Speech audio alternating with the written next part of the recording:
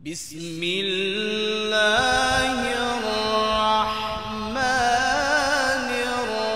الرحيم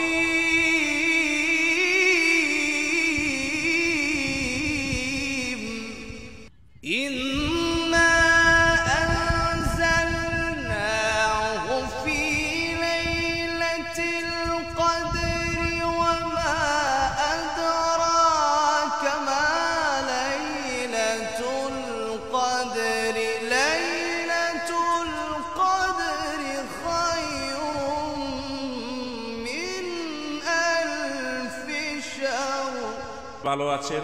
মাহে রমজান সিয়াম সাধনার মাধ্যমে কাটতেছে আমাদের রমজান মাস। আমরা দেখতে দেখতে রমজানের প্রায় 20টা রমজান আমরা ইতিমধ্যে শেষ করেছি। আমরা শেষ দশকে পা রেখেছি।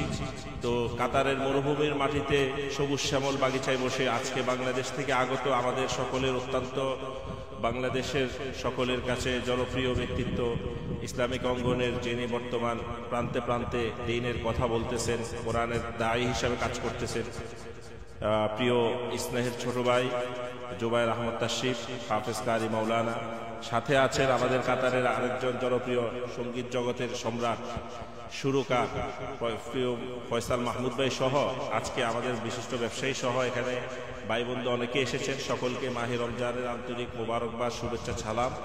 আমরা একেবারে ইফতারির খুব কাছে সময় চলে আসছে। সংক্ষেপে আমরা আমাদের মেহমান থেকে একটু তেলাওয়াত শুনব, এরপরে ইনশাআল্লাহ দোয়া করে আজকের ইনশাআল্লাহ ইফতারি প্রোগ্রাম আমরা ইফতারি শুরু করব।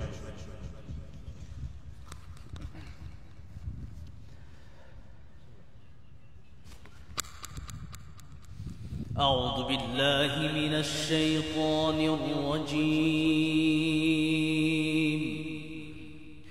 بسم الله الرحمن الرحيم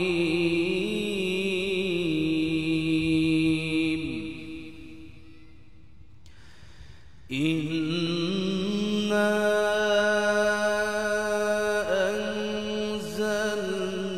أنزلناه في ليلة القدر وما أدراك ما ليلة القدر ليلة القدر خير من ألف شهر بسم الله الرحمن الرحيم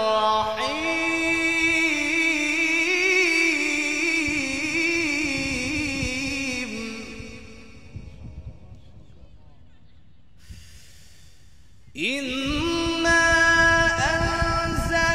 أنزلناه في ليلة القدر وما أدراك ما ليلة القدر ليلة القدر خير من ألف شهر تنزل الملائكة والروح فيها بإذن ربهم من كل أمر سلام هي حتى مطلع الفجر صدق الله العظيم